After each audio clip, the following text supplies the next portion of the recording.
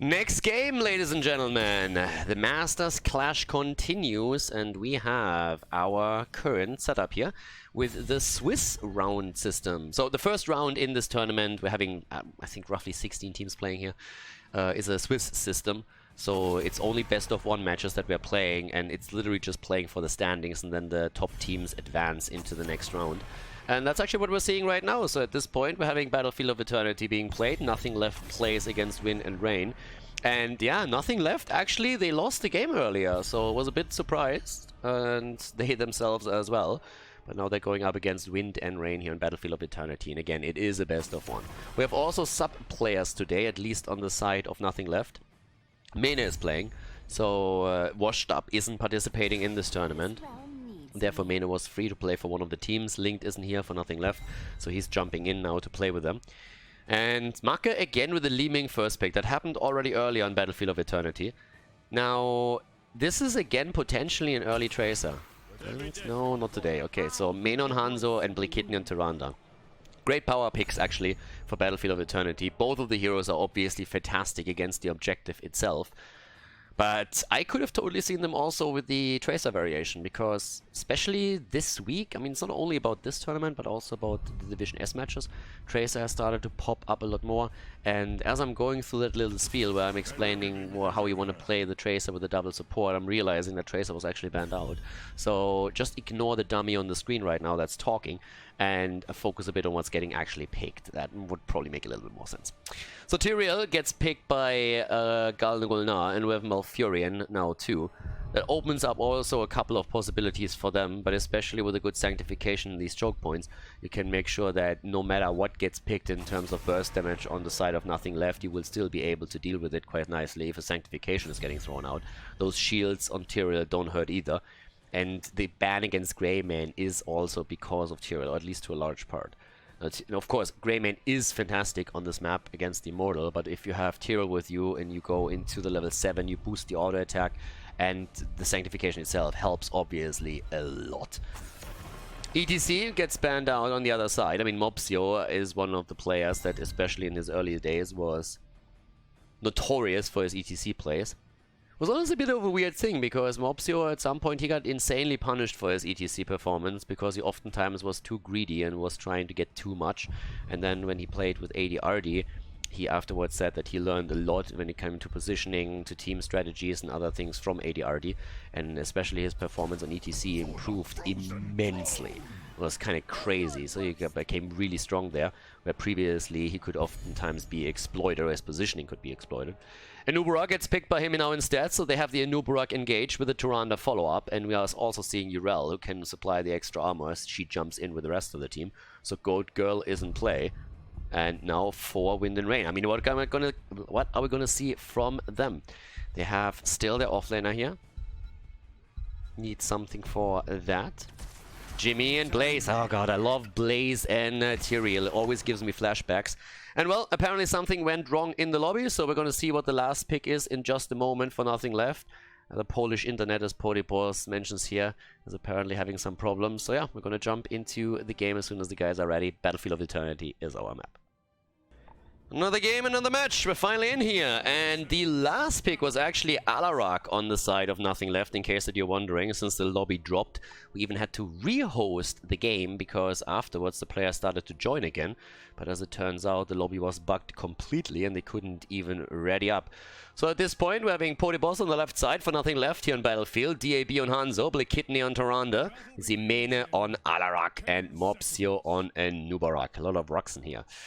On the right side of the map, Macke again for Wind and Rain on Li Ming as usual. Khaldor on Tyrande, Skog on Reyna. We're seeing Max Payne on Blaze. Okay, Max Passion and MXD on Malfurion. And it kind of feels a little bit like Battlefield of Eternity is currently the map of the tournament there. We've seen a lot of BOE games already. And as this is a best of one, it just feels like this is one of the maps where the teams agree, okay, this is pretty balanced, let's just go for this one. And check that out. Either way, we're currently looking at a setup in which we're having already the aggression in the foreman at the bot lane and a quick attack against Khaldor. Don't want to say he nearly died there, but yeah, lost a lot of HP in that process. Now I want to point out again that Skog actually went into his ace in the hole on level 1. Now there are a lot of slows available. Not only do we have Malfurion there, but then again, you're looking at Blaze. Ooh. Oh wow, that's unfortunate now for nothing left. That looked like it could have been a kill. But he gets away. Yeah, but we had Exterminator earlier in one of the games on Jimmy, and that came mainly because that's insane. And Nuburak dies after we have 2 heroes escape with pretty much 0 HP on the side of Wind and Rain, and instead it's nothing left who loses the first hero. That's crazy.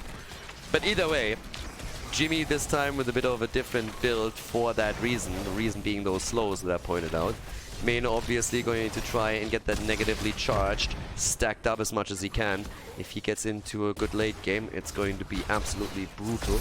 Triple stun from Tyrande. Okay, that's the moment when you are sad that you don't have your level 4 already.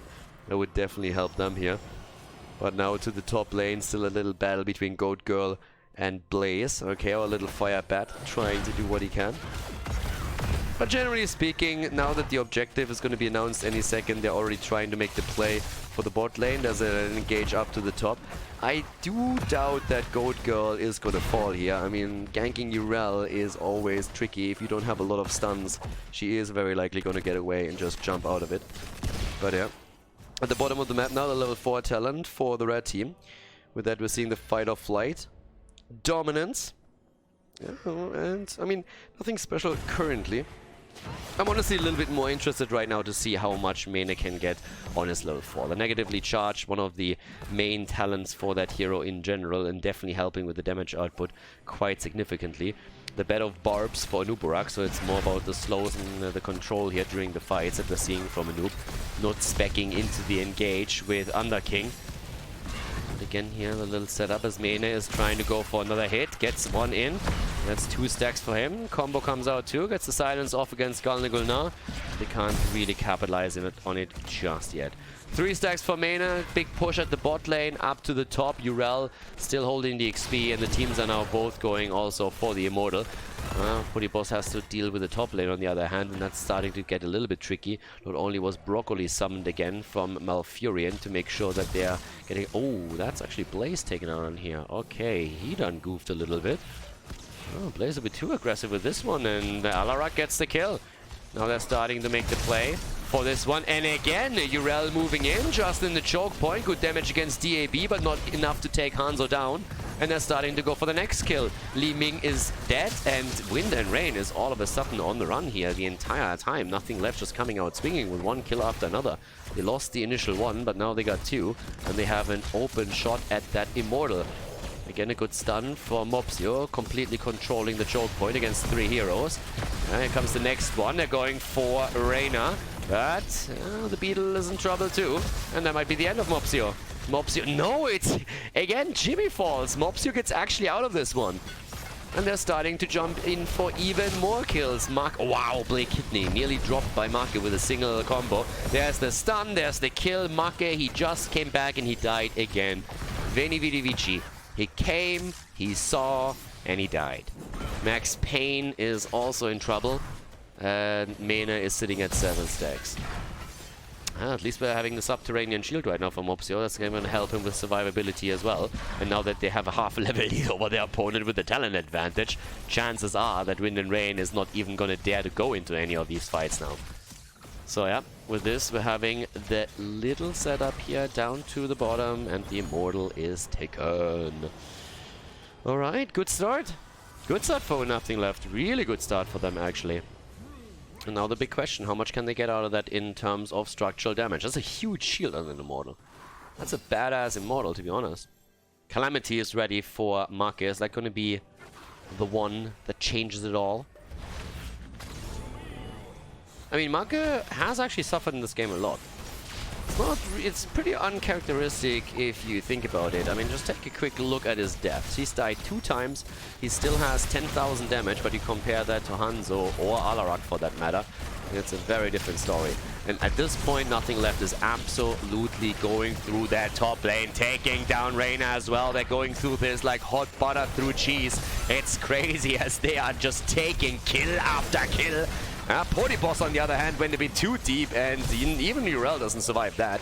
But they take the kill, the earlier one against Reyna. They take the fort, and they're even looking for the wall right now. They're absolutely doing fantastic in this setup. Starting to push through the wall itself, dropping one of the turrets here. Great spot. Tower goes down, and yeah, nicely done. Already on the camp, ready for it. Mene, let's have a look at him and his stack progress on the negatively charged. He's sitting at 13 again. Ah, it's pretty good. 6 minutes in, 13 stacks on the level 4. Nice. I like that. Down to the bottom of the map. Max Payne soaking right now. Max Passion playing on his alt account. I don't know, obviously. The question, how much can they do with a level 10?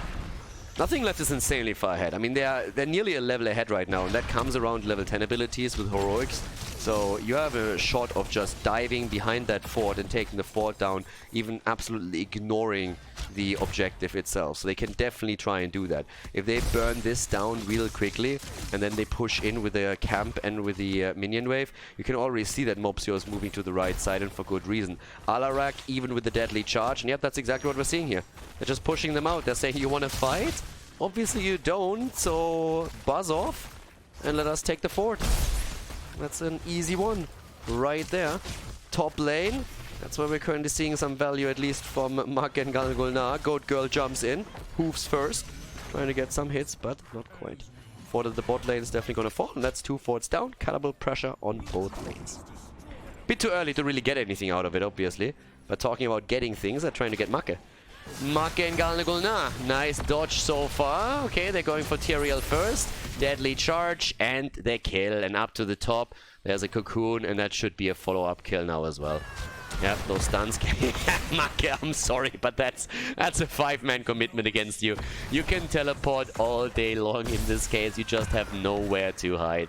He dies, and now we have 7 kills against 2. We have a level lead, and we have an open hunting season onto Immortal number 2.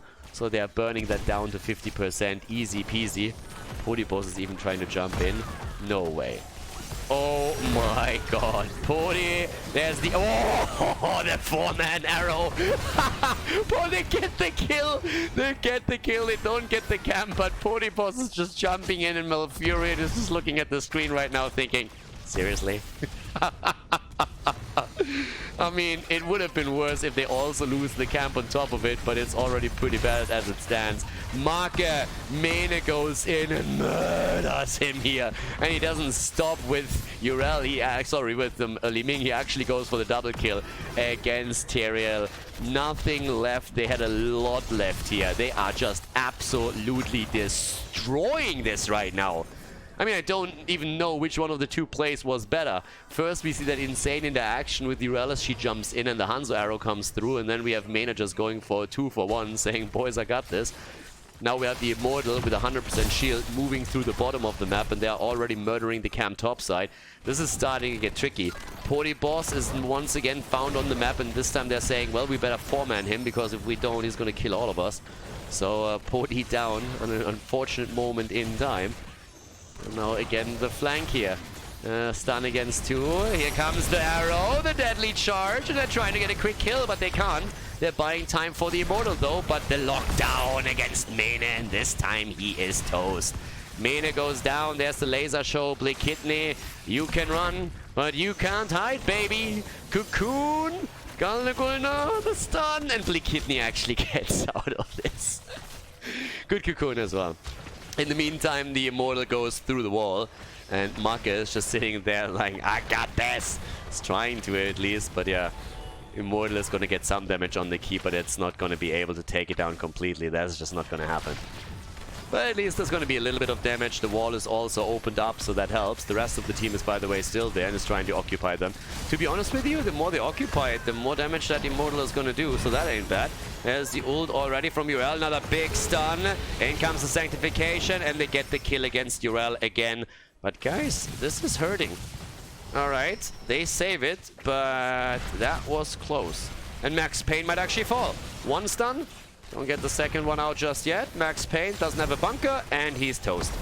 He's toast, but the bot might die too. So does Tyrael. Looks for the explosion. 12 kills against 6 right now. And there's another wave at the top that is starting to aim for the wall itself. And the fight is still continuing. Marcus in trouble. And he's dead. This fight is insane. Malfurion is down too. They're trying to go for stock. Jimmy gets a kill against Tyrande, and then he falls as well. Now they should definitely take the keep here, and the one at the top is going to take damage soon too, just simply because we have the catapults already in position. So yeah, it's just a massive, massive brawl that we're seeing. But now with Blaze and Tyrael both coming back, they're even leaving the keep up and take the camp down at the bottom of the map instead. But this is actually kind of bananas what we're seeing here. The only one that hasn't died yet is Hanzo. So 40,000 damage currently on DAB. Mopsio is already starting with the camp itself. But what a setup and what a game here. 26k for Alarak. And yeah, Alarak, if you look at it, is currently at 17 stacks. That's what he has together right now. Okay. Yeah, sorry, but even with the stun, Uriel is just going to push you out. Played a little bit slow even. Marker might land the combo here, and I even gets dodged. And they're already looking for the arrow. They find the arrow. They're going for Malfurion, and MXT is down. Yep, that's him already eliminated. And now we're going for Jimmy, and Jimmy is dead too. That Sanctification came in too late. Couldn't save him. 3 on the ground. They're jumping in once more. And there's the deadly charge, the kill. They go for the 5-man team wipe right now. Galgulna is dead. They're trying to make the play for Blaze. Stun after stun, and Max Payne is going to fall sooner rather than later. The keep at the bot lane is also going to break down. This is a 5-man team wipe right there. They're not making the play for the core just yet. Podibos is still sitting around for a bit longer, but the rest of the team has already started to center their attention towards the Immortal so that they can break through that top lane. What a setup. 20 kills against 7. Nothing left. A little bit salty that they actually lost in the second round of this group stage here with the Swiss system, and are now trying to make up for it apparently. They're getting the kills in, and they're playing hyper aggressive in this game. Great performance by them here. Very entertaining at least. With this now, we're having them jumping in. 40, the arrow! Malfurion! Honestly, Malf is just more dead than alive the entire time. He's just sitting in these situations and he doesn't even want to get out on the battlefield anymore. Veni Vidi Pipi. I came, I saw, and I pissed my pants. That is pretty much the motto after which Malfurion is playing this game right now. And they're going for Tyrael too. Holy shit, what's happening here? 6 deaths on Li Ming. This is Maku we're talking about. Reyna dies, like they are murdering them. They are honestly murdering them. Jesus, boys, calm down. They got families, you know? I mean, seriously. They're already on the ground. Stop kicking them. That's just BM right there. At which point in the game does killing your opponent become BM? I mean, at this point we're seeing at least that Immortal being focused again, so they're giving them a little bit of room to breathe, but whew, what a setup and what a game here. Level 16 is obviously still way out of reach for Wind and Rain. Having the extra talent for nothing left, it's one of the reasons why they can just farm the red team's heroes like they currently do. 24 kills against 7. But that is just one hell of a beatdown that we're seeing. That's a full aggression, by the way, from the red team, but already catapults on the core. Well, again, ooh, look, a turret. Could easily go for the core, but why would you? There's a turret in the mid lane. I mean, man, I'm sorry, but you have to set priorities. It's the same in quick match. In quick match, you don't go for the core if there's still a camp on the map. That's the golden rule. And the catapults, they just are not interested in ending the game if there's still a turret to be taken. Deadly charge! And the double kill. These sanctifications are just a little bit too late. You can't even blame him, seriously. I mean, Tyrael in this case was even interrupted, but even previously, you can't just drop that this quickly. They are just going absolutely ham here. Just look at this. Everybody is dead and dying. They just don't stand a chance. This is an absolute bloodbath. They're turning Battlefield of Eternity into a graveyard here. We're looking currently at 29 kills against 7. They want to make it 30, but there's nobody left anymore. And now they're going for another victory. Battlefield of Eternity ending in favor of nothing left as they claim another point in the standings here for the group stage. GG and well played, ladies and gentlemen.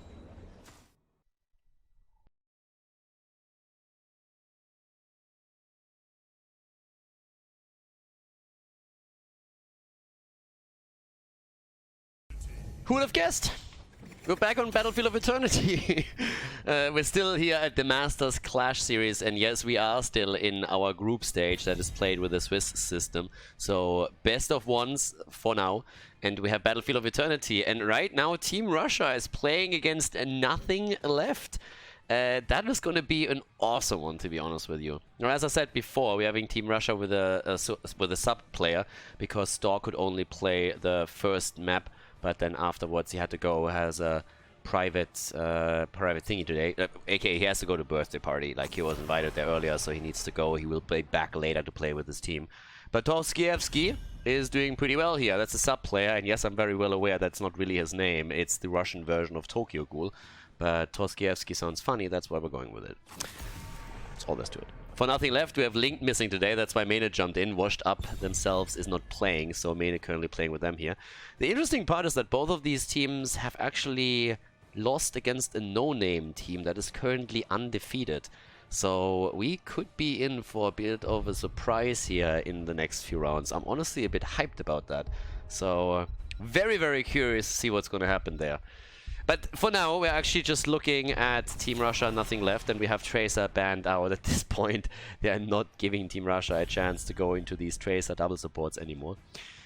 So yeah, we're gonna take it from there. But what else are we gonna ban out now? Maybe even a Hanzo ban, to be honest with you. Those arrows in the last game were pretty insane that we had from nothing left. That said, Team Russia couldn't watch the series, so they don't know. And it's a Maiev ban instead. Again, Blikitny is on the other side, so Maiev is a hero that he absolutely loves to play when he gets it. But I could totally see a first pick into Hanzo right now. Outside of Hanzo, I mean, there's a lot of other stuff. If you want to play with an earlier Nubarak, you can definitely do that. You have a Tyrande as a first pick, so the world is your oyster at this point. You just have to decide which direction you want to go. But all of these picks are definitely viable, and there's a lot of others that would work as a first pick as well. Li Ming is one of them. We talked in the games of Wind and Rain about how Make picks that usually first for his team, and there's obviously a reason. You're great against the Nubarak if he gets picked on the other side. You have great poke potential around the Immortal. There's so much that you can pick at this point in the early game. It's just a strategy that you have to decide on. And with DAB and Mene on the same team, you can literally just swap these heroes around and see, okay, what do we play, who prefers what. Tyrande gets picked by Kolya immediately from Team Russia. And there we have Hanzo. Okay, so Barnaby going for that too. But yeah, I'm hyped for this one. This is actually one of the best matches from, at least from the names, from the level of play that we can expect here, that we've gotten so far today. Then again, we had a lot of good games actually.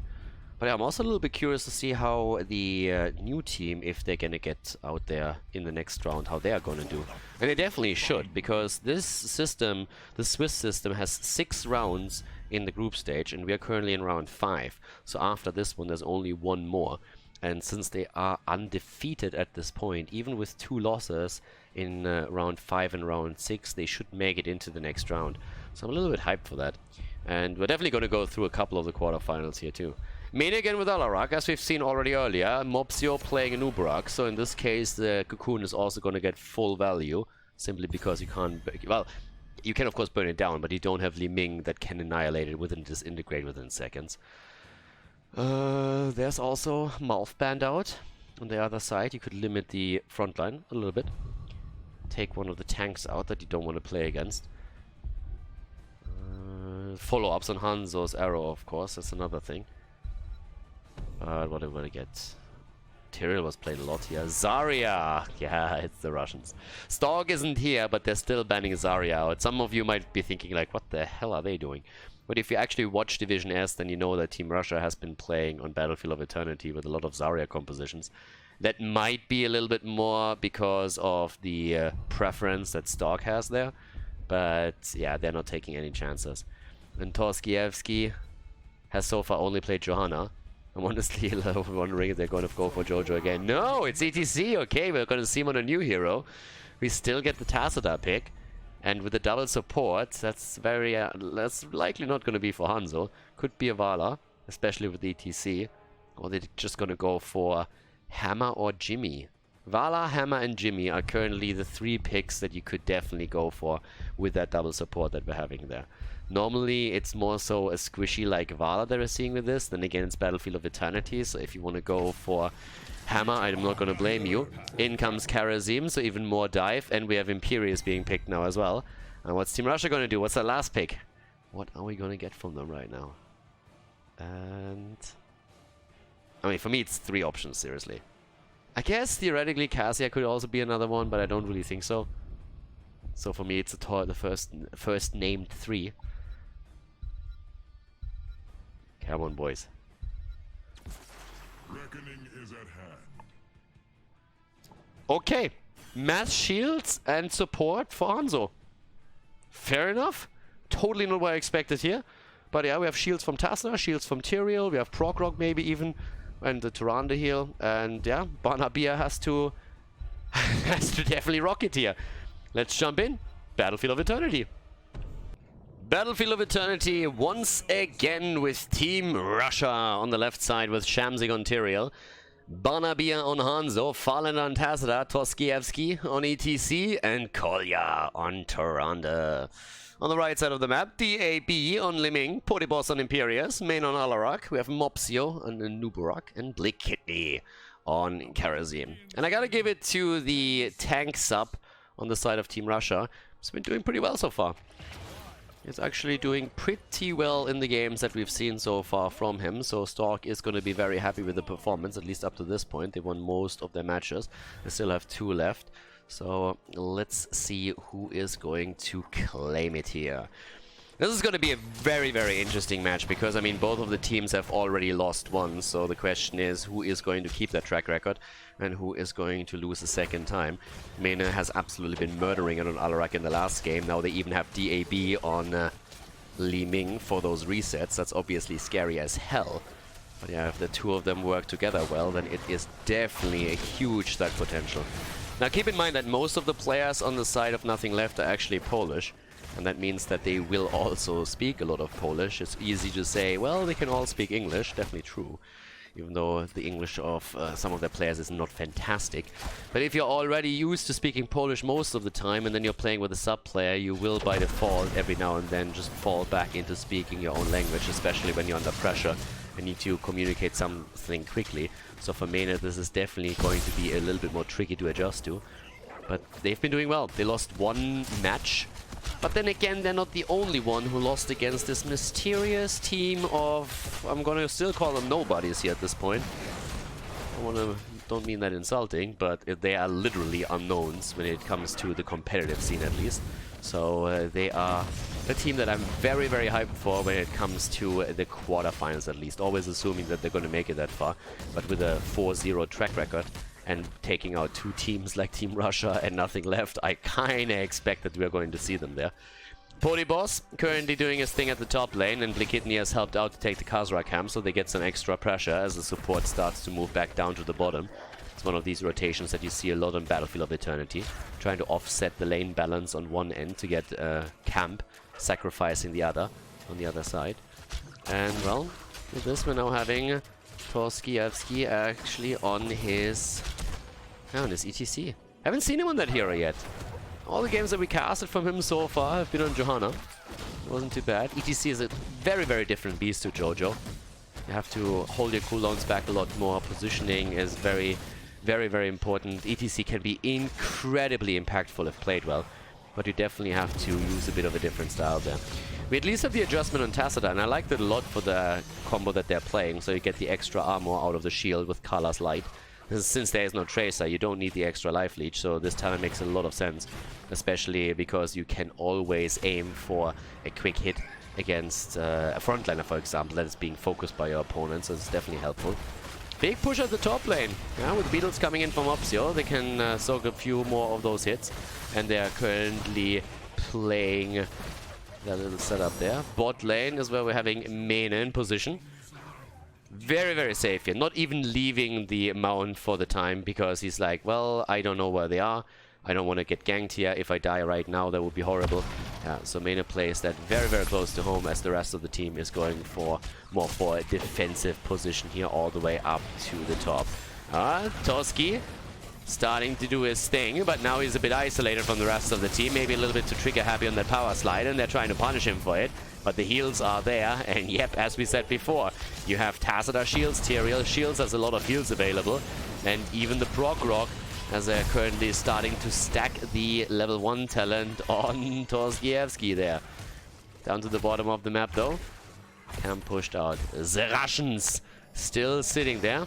And you would always think that it would go for Alarak. I mean, you want to go for the winter map. The Russians are pretty good in a winter environment. Just ask the Germans. They can tell you a tale or two about that. But instead, we're finding ourselves in a pretty hellish place. That little Diablo map here. And ooh! Immediately the kill against Tyrael. Okay, he's going to try and get at least some trade value out of it. Not a lot accomplished there. But we are having Karazim on the right side, trying with the damage as the rest of the team plays defense. Defense! 6 kills, or 6 versus 6 levels, 1 kill only. It's the only one that we've seen so far. Well, they're actually bringing over DAB as well. They're starting to burn this down. Tyrael is coming back, but he is a little bit late at this point. And as long as they... Oh, nice slide though. Nice slide. Good boop. And can they go for it? No, but here comes the stun. Connected from Imperius. They go for Farlander. Tacita is low. Storms everywhere. And they're trying to save it as Team Russia is going for the Immortal. And they're actually winning it. But they lose Tyrael again. Uh-oh. Explosion. Oh, unfortunate for him. And no, they're going to lose more, aren't they? Barnabia is about to fall. Blakitne jumps out. He's just getting out, but he gets out. And Farlander is going to explode as well. Another Calamity kill as Li Ming jumps in and takes them. Very well done. Very, very well done here by Nothing Left. But Team Russia also committing hard to that Immortal to make sure that we don't see any kind of power plays by Nothing Left. The kill count, on the other hand, 4 against 0. That's what we're currently having here. But yeah, it's a nice setup. Down to the bottom of the map, Mena is still holding his thing. Shamzik is looking at the bot lane experience and is making sure that his team is not losing out on that. That's a good choice, since they're already quite behind when it comes to that. Blakitne again with the aggression. Very aggressive on this one. Flash of Anger, by the way, take... Ooh, Bonabia.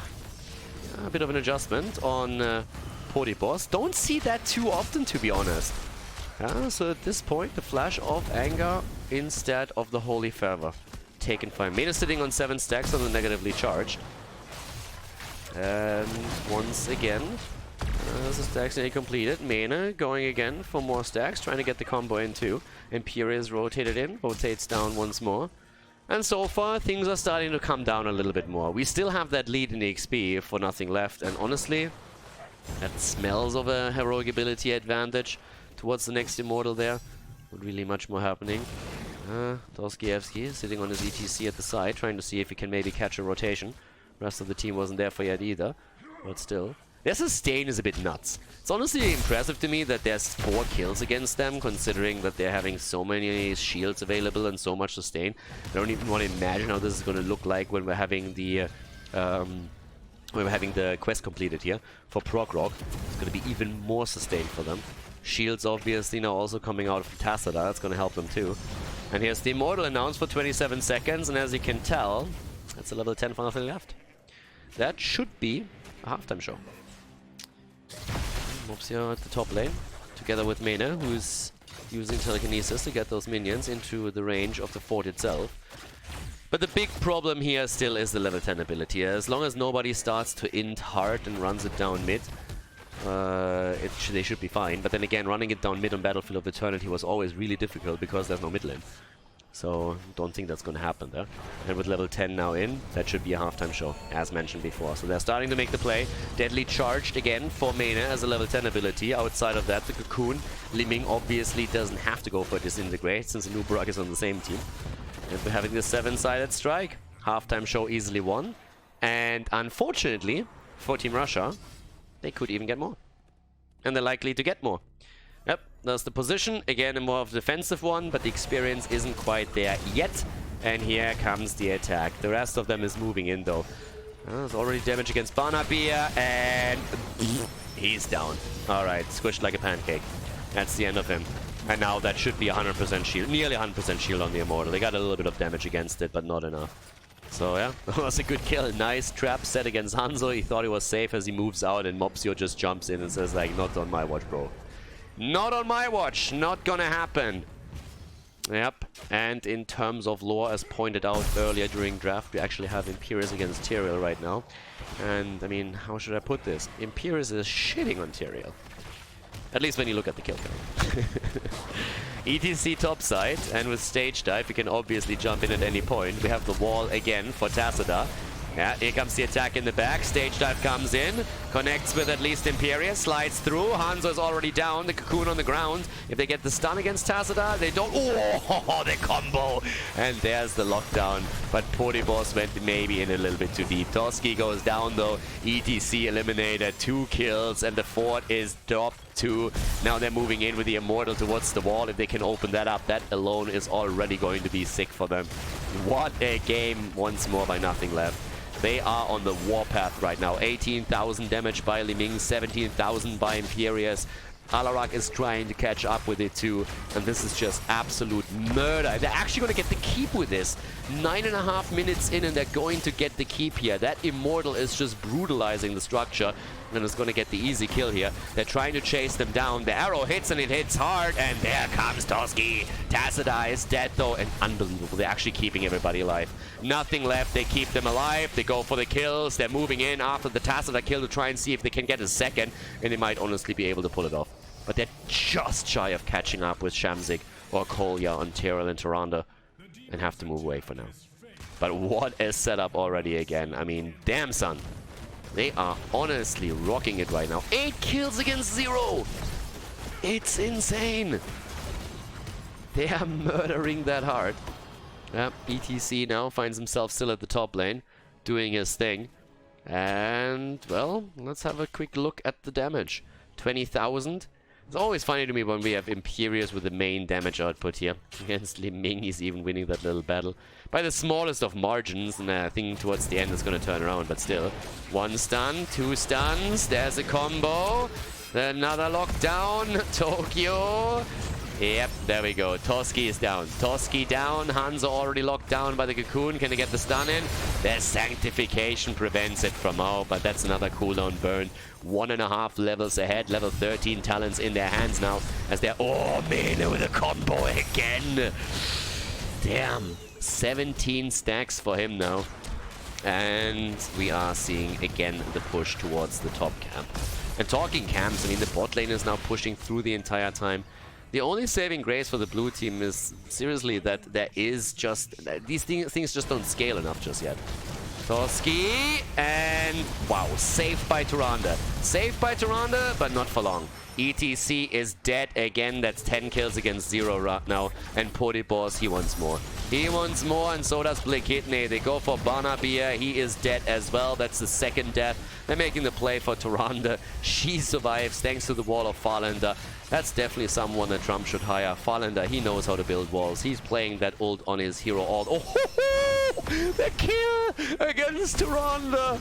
DAB. Oh, connecting it.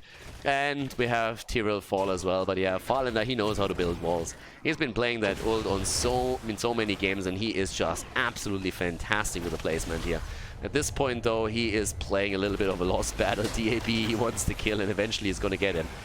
Farlander, if you... No way. No fucking way. That would have been so good. If he would have taken him down, that would have been so damn good. If he could have gotten the solo kill against Li Ming. And you can tell, you can seriously tell that Li Ming was sitting there and was like, team? Am I losing this? When the shield came out was the moment when Li Ming was thinking, oh shit. Oh, that would have been brilliant. Honestly, at that moment, I just wanted Li Ming to fall. I wanted to see that. And then please a face camera on DAB as he's just sitting there and just goes for the face palm. That would have been fantastic. Either way, now we're having the Immortal being fought over again. And of course, that's camps pushing on all sides. 7-sided strike comes out to drop Shamzik a little bit. Toskiewski comes in again as he's trying to make the play here. Well, gets a slide through, but that wasn't really enough. He needs to be careful that he doesn't get stunned into the Immortals down. And there's another setup. Nicely done by him. And yeah, there's the stun once more, but they're trying to isolate Shamzik.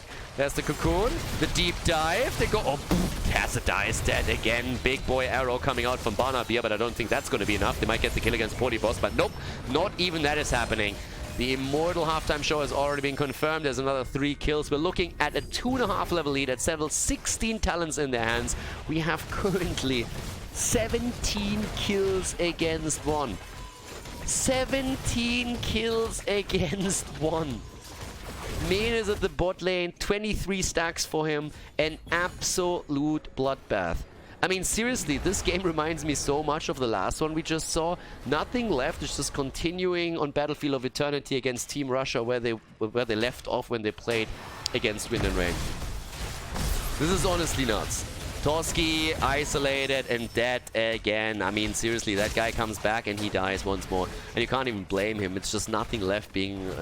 they're foaming at the mouth, honestly. They lost the second match that they played here today, and ever since then, they've just been playing unleashed. They're going in for kill after kill, and they just want to make up for that earlier loss. And these guys are just destroying right now. I mean, it's not that they're winning these games. It's like they want to obliterate the opponent from the face of the earth. Hanzo goes down again, has nothing left, goes in, kills the heroes, kills their sisters, their brothers, their mothers, their fathers, their family, everybody. If you've ever talked to one of these guys, you're probably going to get a visit from nothing left soon. DAB is a bit low though, and Toski says, you know what, we might lose the game, but I want to get the kill here. But not even that is happening. And down to the bottom, we now have Tassadar eliminated too. We're looking at 21 kills right now, and they go for game as well. DAB still on the run. Feels like this is the only thing that he's currently doing, buying time. And ETC is dead again. Sanctification and the Tyrael dance. In comes the kill, and that, ladies and gentlemen, is going to be it, as nothing left wins their match in the 5th round of the Swiss system against Team Russia.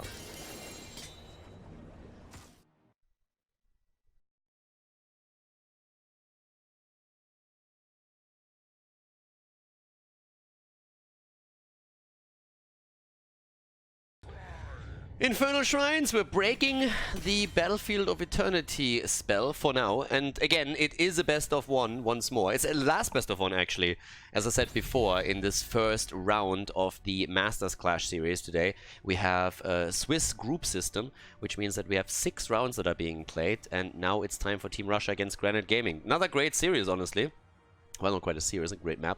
And afterwards, after this round, it's basically just look at the standings, and the top teams will advance to a bracket system that we're obviously also casting. Bit of a different approach into this entire thing.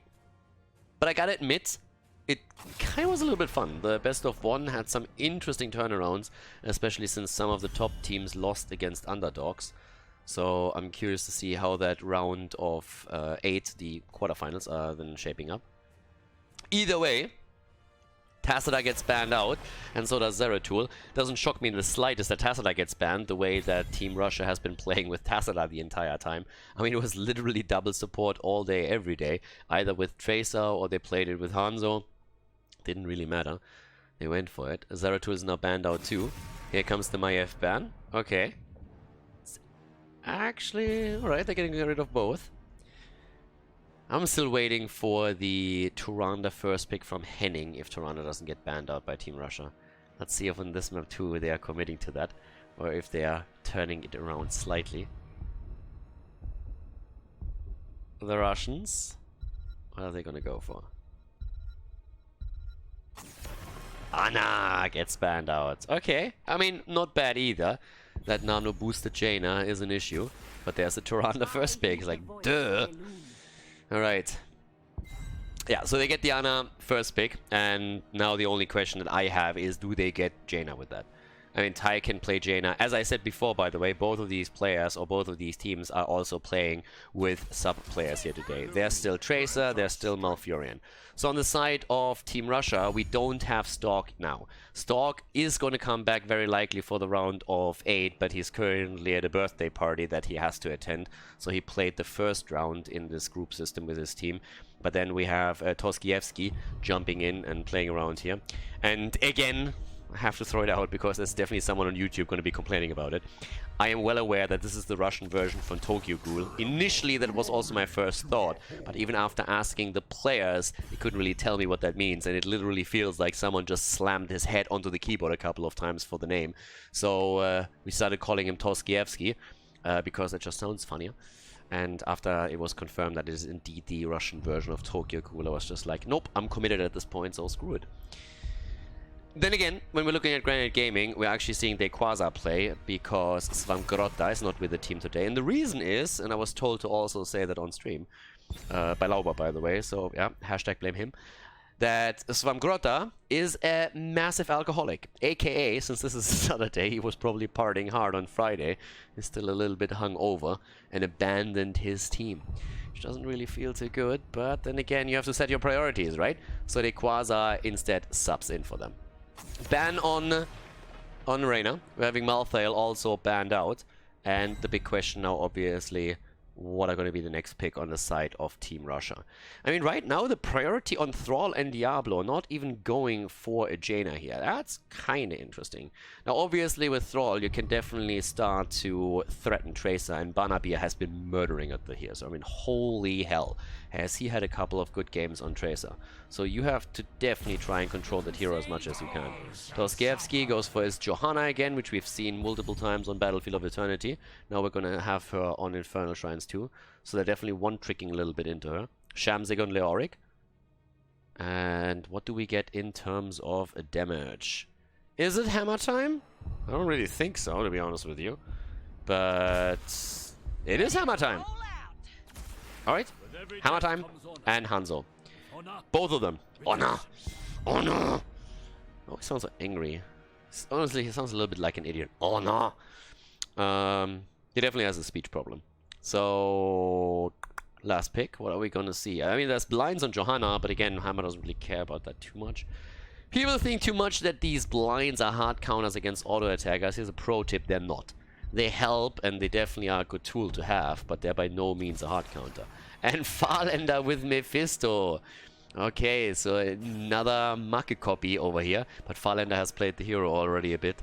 It is a best of one, and we are jumping in. It is Infernal Shrines between Granit Gaming and Team Russia. So let's head over onto the map.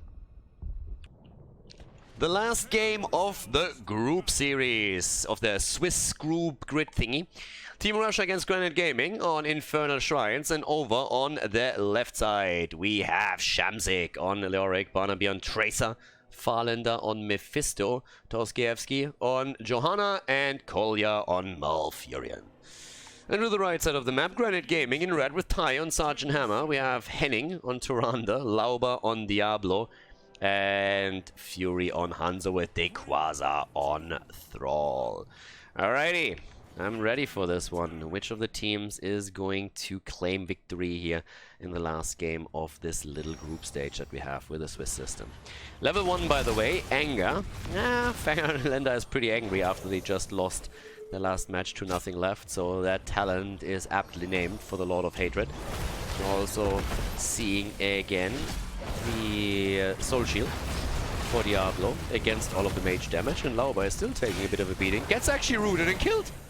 Lauber down! Lauber down already. That was a quick one. Barnabier again on Tracer. Fantastic performance by him today on that hero. I mean, he has been killing it on this thing. I mean, quite literally. So we're having at the bottom. We have him in this game, by the way, with a couple of tools that can definitely ruin his day. All the attacks from Hammer hurt. The Hunter's Mark from Tirana doesn't help, and the Chain Lightning from Thrall is pretty difficult to dodge too. And Lauber has the wall stun immediately. I always picture Diablo just moving in and just putting his hand and claw straight over Tracer's head and just slamming her head first into a wall. That's why that sad cloud is already being used here, because Bannerbeer can already feel the pain that he gets there. Okay, with this we're having camps taken on both sides, and actually we're having a bit of a focus on down here on the bottom, in this case for Team Russia. So they're not going for their own camp first, but they're trying to get the mid camp.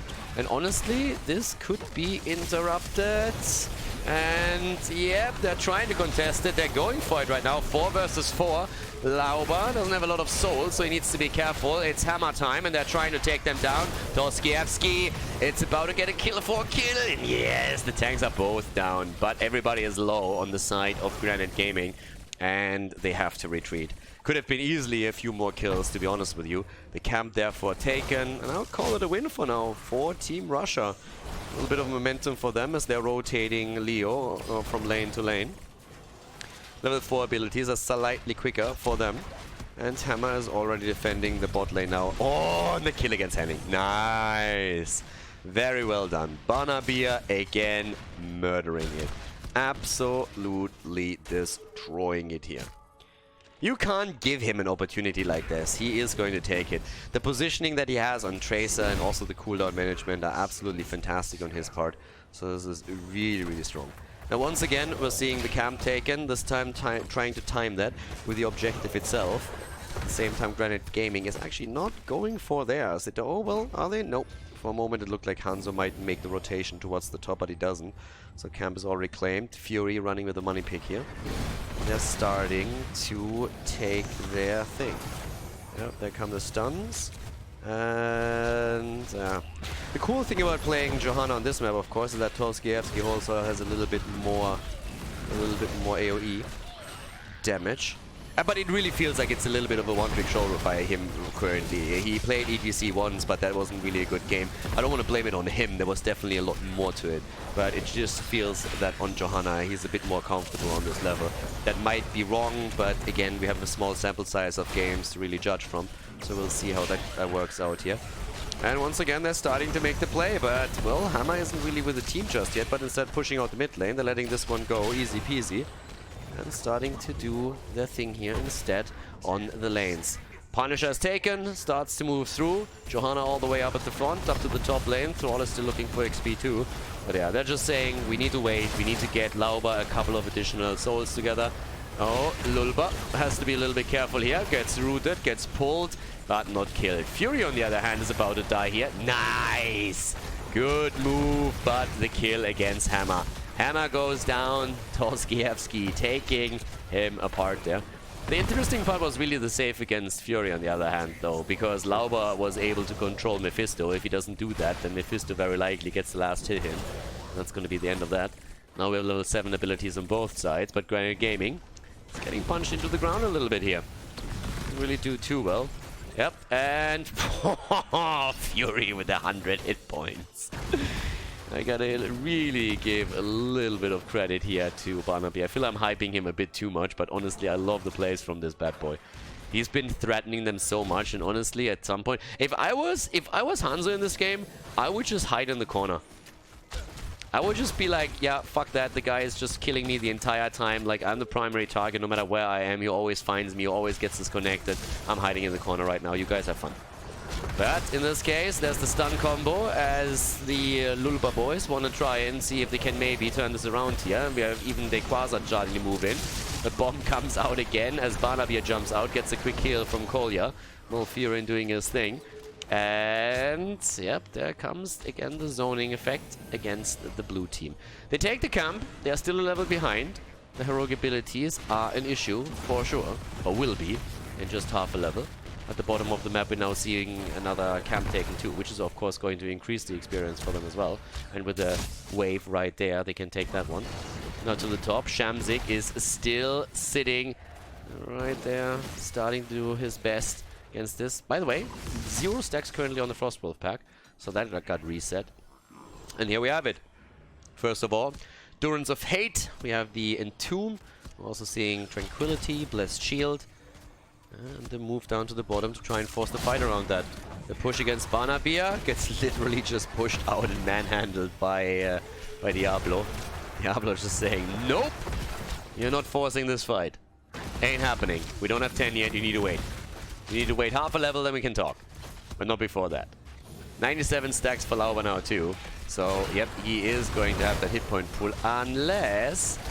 Oh, Dibbles, Blessed Shield, no! he goes down. To be honest, that was lucky for him. He's at 98 stacks, and the death timers are still incredibly low. So that was actually a really lucky kill against Diablo. If Diablo would have gotten those 2 souls in that moment, that would have been horrible for them. Because it doesn't really matter that Diablo died right now. Well, it obviously matters, but you know what I mean. The death timers are still incredibly low. So he's quickly back on the map. But if you lose all of your souls there, then holy hell are you gonna need a lot of time to get those back. So it's much, much better for them to lose Diablo with 98 stacks on the baseline and then be able to complete that and join the fight at the top than him losing the souls and then being weak as a kitten and getting completely destroyed in the next fight. So that definitely helped them. Okay, so that's a good thing for them, at least for now. So they have a mighty frontline tank now. Yeah, but already this is the one that they have to fight over. And they're already trying to set this up. Dibbles, by the way, again is in trouble. Thrall with the Earthquake, and Tomb comes out. Diablo with the Apocalypse. Heading, the maze straight to the face from Tyrande. And that is completely carving in her forehead. Yep, she can shave that one off. And there goes the kill against Torskievsky. Yeah, Torski is a little bit too Vieski right now. Tchaikovsky is down, and that's the end of Johanna. Yeah, and that means that we're at least having a kill for a kill here, but just look at the difference between the stacks. 36 against 18, and that's another one. That's another big win right there. They get the next Punisher, and that is an Arcane Punisher that moves down towards the top lane now. And yeah, the lead in experience is also not shrinking in any way. We have currently nearly level 13 talents for Team Russia, which they're obviously looking for right now. The wall is about to be open. Barnaby is already looking to see if he can maybe connect the bomb somewhere here. Jumps in, jumps on the Fury, doesn't connect anything just yet, but still threatens Hanzo, and that's always a good one. Bottom of the map, Leo does Leo things, meaning rotating. Oh, Kolya's in trouble. A lot of trouble at that, but they're actually turning it around. They're turning it around against Lauba again. In this case, the kill, nice! Good connect from Hanzo. That was well played by Mendes, the combo. Double kill. Granit Gaming. Nicely done. They get 2 kills here, and they show that they're still interested in winning this game. Looked a bit like this is not going well for them, but they're starting the turnaround here. They don't have 13 talents, but that little underdog bonus play is really helping them, and the mass push through the top is also starting to take structures down.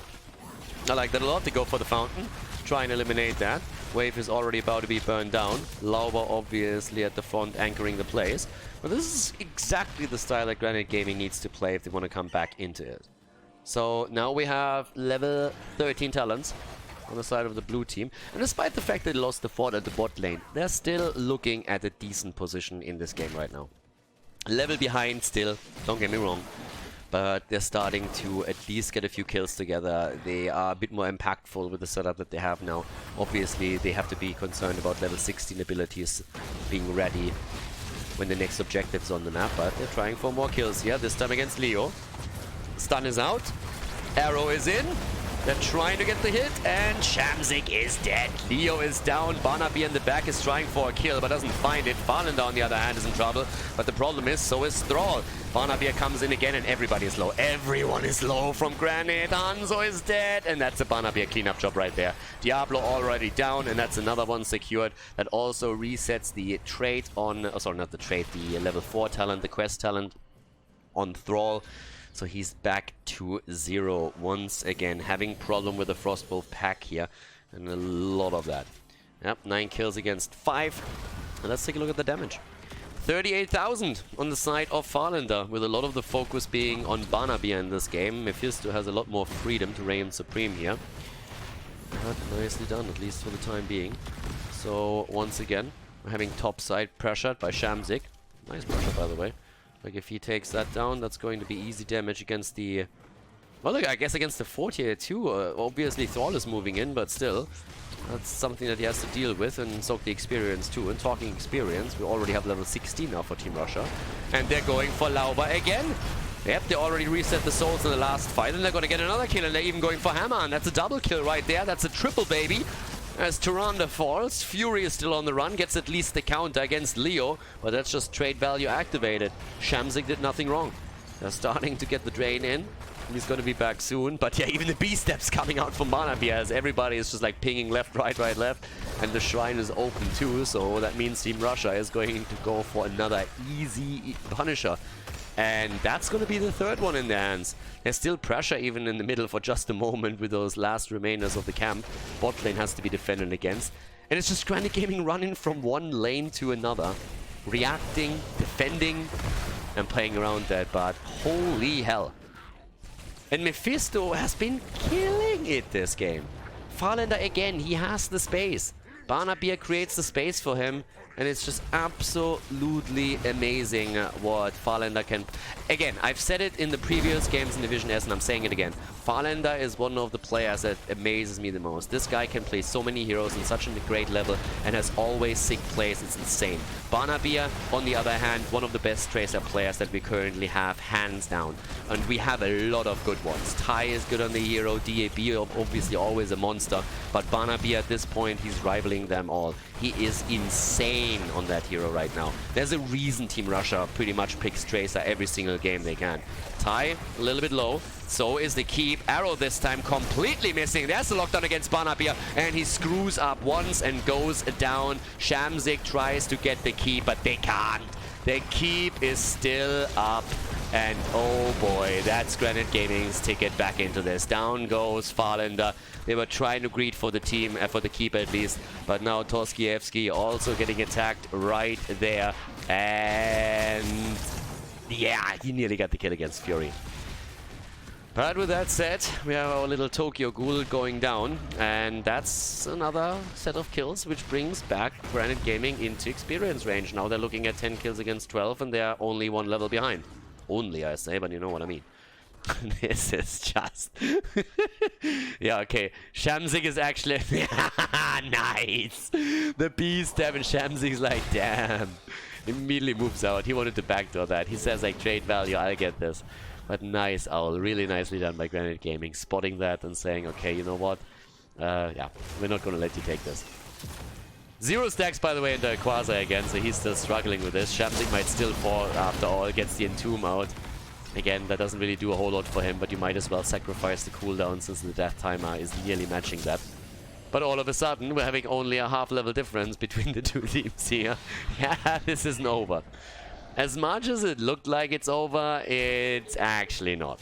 Especially since we're now having Sergeant Hammer with the level 16 talent. So her on the Giant Killer is threatening Johanna even more. And again, there's always this weird misconception that some players, at least on the lower levels, have that if you have a blind, you can basically hard counter auto attackers. And I say it with all the nuance that I can, that's total bullshit. So yeah, please don't fall for that. That's a noob trap's thought. Obviously it helps. Blinds are good against auto attackers, that's still true, but it's a far cry away from being anything like a hard counter. It's a mistake that a lot of people make when they see an Illidan on the other side. They're like, oh my god, pick a Tannis, pick Lily, pick them now! We need blinds! And then they wonder that they get completely destroyed. But obviously it helps if you can get that through, in addition to getting value from the hero on another side. But yeah, that's one of the things that can definitely be done by Johanna, but as I said before, Johanna is now suffering a lot from the Giant Killer on level 16 from Sergeant Hammer. Even if you can blind a couple of the shots out, it still hits like a truck whenever that connects. The fort in the mid lane, or the keep, has been taken down, so that camp has actually found a lot of value. Again, there were only 1 or 2 hits over left, so it's all fine. That's pretty much what we're seeing right now. Let's have another quick look at the damage output. 53,000 for Sergeant Hammer. And we have also Farlander with Mephisto on 53k. Yeah, level 20 is too close. For Granit Gaming, level 20 is too close. They're looking at this, they're saying like, screw it. We give it up. Can't do anything. We actually have to give it up right now. And there's already the 20 Mimic.